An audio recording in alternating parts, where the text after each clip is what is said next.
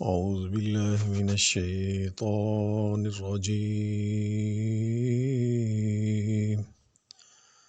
بسم الله الرحمن الرحيم.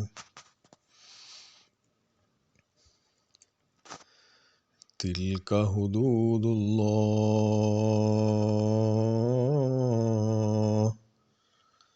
ومن يطع الله ورسوله يدخله جنات تجري من تحتها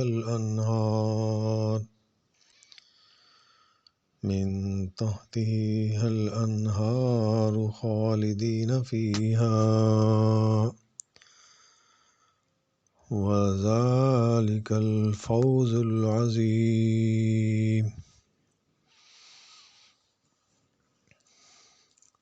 سورہ نساء ہے، چوتھا سپارہ ہے.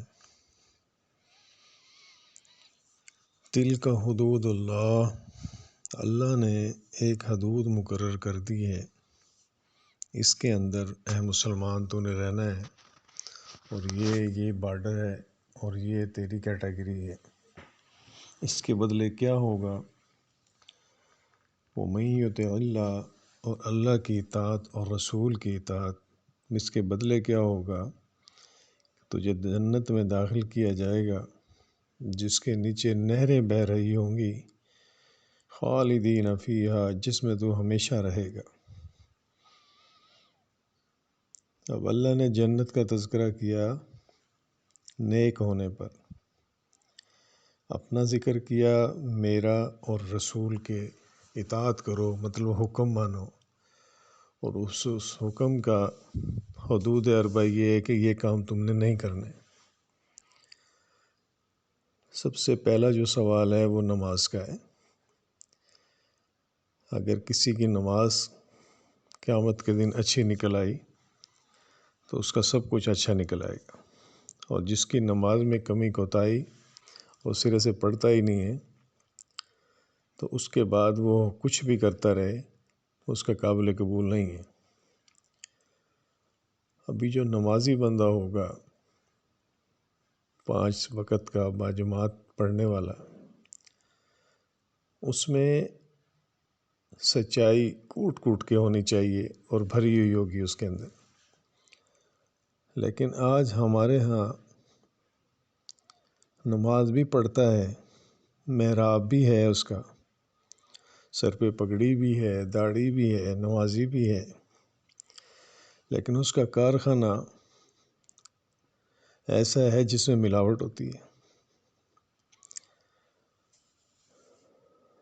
مثال کے طور پہ لال مرچ اٹھا لیں، دودھ اٹھا لیں، ہلدی گرم مسالے اٹھا لیں، چاول اٹھا لیں. آپ کو بڑا چاول بھی اس کے اندر ملے گا، چھوٹا بھی ملے گا، اور اس میں پتھر بھی ملے گا. دالیں اٹھا لیں، ان کے اندر بھی پتھر ملیں گے. یہ نہیں کوئی 1-2 فصل سے آیا ہے، ملاوٹ کیے ہوئے. آپ گھی اٹھا لیں، تیل اٹھا لیں، غرض کوئی چیز بھی اٹھا لیں، یہ کون یہاں پیک کرتا ہے؟ یہ اسرائیل تو یہاں پیک نہیں کرتا آ کے، یا کوئی یہودی دوسرے ملک سے آ کے تو پیک نہیں کرتا، انڈیا سے کافر آ کے تو یہاں پیک نہیں کرتا، ہم مسلمان پیک کرتے ہیں. تو مجھے بتائیں، یہ تلک حدود اللہ، ایک اللہ کی حدود مقرر ہے، ہم نیک بھی بنے ہوئے ہیں اور کام بھی پورے کیے جا رہے ہیں.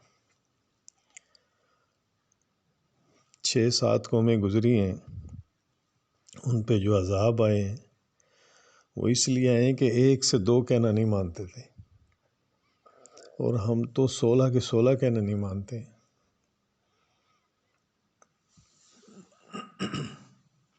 مثال کے طور پہ وہ مچھلی والوں کو جو عذاب آیا تھا، ابھی تم نے ہفتے کے دن مچھلی نہیں پکڑنی. باقی کام ان کے لیے ٹھیک تھے، کیونکہ ان کو اللہ نے روکا نہیں، صرف ایک کام سے روکا ہے، اس سے وہ باز نہیں آئے. کسی نے کہا جی ایسے راستہ بنا لیتے ہیں تو ہفتے کو نہیں پکڑیں گے، اتوار کو پکڑ لیں گے، وہ آگے ادھر پھنس جائیں گی. کسی نے کہا نہیں، ہمیں حکم آ گیا تو ہم نہیں کرتے. کسی نے کہا کہ نہیں ہم تو کریں گے، 3 گروہ ہو گئے، تو ان پہ عذاب آیا۔ اب ہمارے ہاں تو ایک کہنا نہیں ہے، سارا کا سارا سسٹم ہی ختم ہوا پڑا ہے۔ جس بندے کو دیکھ لو، اگر وہ آپ کے ساتھ کسی پنچایت میں آ گیا تو اس نے آپ حق پہ ہو یا جھوٹ پہ ہو تو اس نے آپ کا ساتھ دینا ہے، سچائی کا ساتھ نہیں دینا۔ سب سے بڑی ذلیل ترین بات یہی ہے کہ اگر آپ کو، حضرت علی کا قول بھی ہے، اگر آپ کو سچائی کا پتہ ہے اور پھر آپ جھوٹ کے اوپر کھڑے ہو، سچائی کو چھپائے ہوئے ہو، حضرت علی رضی اللہ تعالیٰ عنہ فرماتے ہیں کہ ذلیل، سب سے ذلیل ترین وہ شخص ہے جس کو سچ کا پتہ ہو اور وہ سچ چھپا کے جھوٹ بولے۔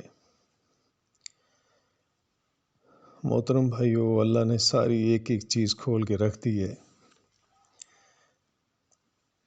اگر کوئی توبہ کر لے گا، فَإِن تَابَا وَأَصْلَحَا فَأَعْرِضُوا عَنْهُمَا إِنَّ اللَّهَ كَانَ تَوَّابًا رَحِيمًا، اور اگر کوئی توبہ کر لے اور اس کے بعد نیک عمل کرے تو اللہ تعالیٰ اس کی توبہ قبول کرنے والا ہے اور رحم کرنے والا ہے۔ اللہ نے ایک ایک چیز بتائی، 30 سپارے نازل کیے، 6666 آیتیں بھیجی ہمارے لیے، اور سیاستہ کی آپ کتابیں اٹھا لیں، 6 کتابیں وہ ہیں، اور جو دنیا نے مسئلے بتائے وہ اٹھا لیں، تو کتنی نصیحت ہو جائے گی؟ یہ تو ختم نہ ہونے والی نصیحت ہو جائیں گی۔ لیکن ہم لوگ نہیں پکڑتے اس کو۔ اگر مسلمان نام کے ہیں بھی صحیح، تو بہت دوستو محترم بھائیو، بہت خامی ہیں، بہت خامی ہیں۔ پورا پورا بزنس دودھ کا دیکھ لیں، چھوٹے چھوٹے بچے، مائیں بہنیں گھر میں بوڑھے ضعیف بیمار پیتے ہیں، لیکن دودھ والا معاف نہیں کرتا ہے، وہ اس میں 10 مثالیں ڈال کے اور لے کے آتا ہے۔ بات کرو اس سے تو آپ سے الٹا لڑے گا وہ۔ آپ ایسی کسی بھی چیز کو دیکھ لو، ساتھ والا ہمسایہ دوسرے کے حقوق دبا کے بیٹھا ہوا ہے، دوسرے کی زمین دبا کے بیٹھا ہوا ہے۔ کوئی کام کسی سے، آپ کی کسی ایک بندے سے کر کے دیکھ لو، آپ کو اندازہ ہو جائے گا بھی یہ۔ بلکہ ایک محاورہ ہے اسرائیل کا کہ جب تک جمعے کا رش فجر میں نہیں آ جاتا، اس وقت تک مسلمان قائم نہیں ہو سکتے دنیا پہ۔ مطلب جو جمعے میں لوگ آتے ہیں، 8 دن میں ہم پڑھنے آتے ہیں جمعہ، اگر یہ رش ہمارا فجر میں ہو جائے تو پھر یہ یقیناً ایک معاشرہ تشکیل پا جائے گا جو ایماندار بھی ہوگا اور اللہ کا حکم ماننے والا بھی ہوگا۔ فجر کی نماز میں 8 سے 10 لوگ ہوتے ہیں اور جمعے میں 50 لوگ ہو جاتے ہیں، یہ ریشو ہوتا ہے تقریباً۔ تو بھائیو، اللہ نے تو اپنا کام پورا کر دیا، لا تبدیل لکلمات اللہ، اللہ کی ہاں تو کوئی تبدیلی نہیں ہے، اللہ کی سنت میں کوئی چینج نہیں ہے۔ اگر ہم نیک ہوں گے تو جنت، اگر برے ہوں گے تو جہنم، اس میں کوئی چھڑانے والا، کوئی کچھ کرنے والا نہیں ہوگا قیامت کے دن۔ یہ وقت آپ کے پاس، یہ وقت آپ نے کیسے گزارنا ہے؟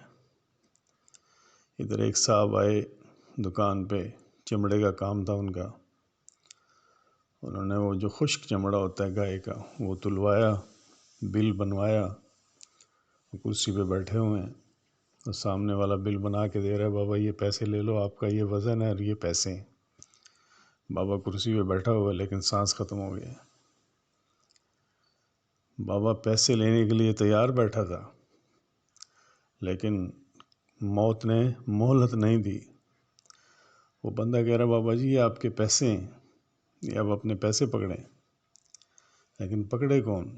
جس کی امانت تھی اس نے اپنی لے لی، جس کی زندگی امانت تھی یہ اللہ تعالیٰ کی، اس نے اپنی زندگی لے لی، وہ پیسے اس کے ہاتھ میں نہیں آ سکے۔ دوسرے تیسرے نے آ کے چیک کیا تو یہ تو جی 5 منٹ ہو گئے، فوت ہو گیا۔ محترم بھائیو، یہ زندگی ہے، اب آپ بتائیں کہ ہم نے کتنے کتنے بڑے پلان بنائے ہوئے ہیں. یہ مختصر زندگی ہے. اللہ کی طرف لوٹ آؤ، اللہ کی رسی کو دونوں ہاتھوں سے پکڑ لو اور اس کو خوش کرنے کی لیے آخری جو عمر ہے وہ لگا دو.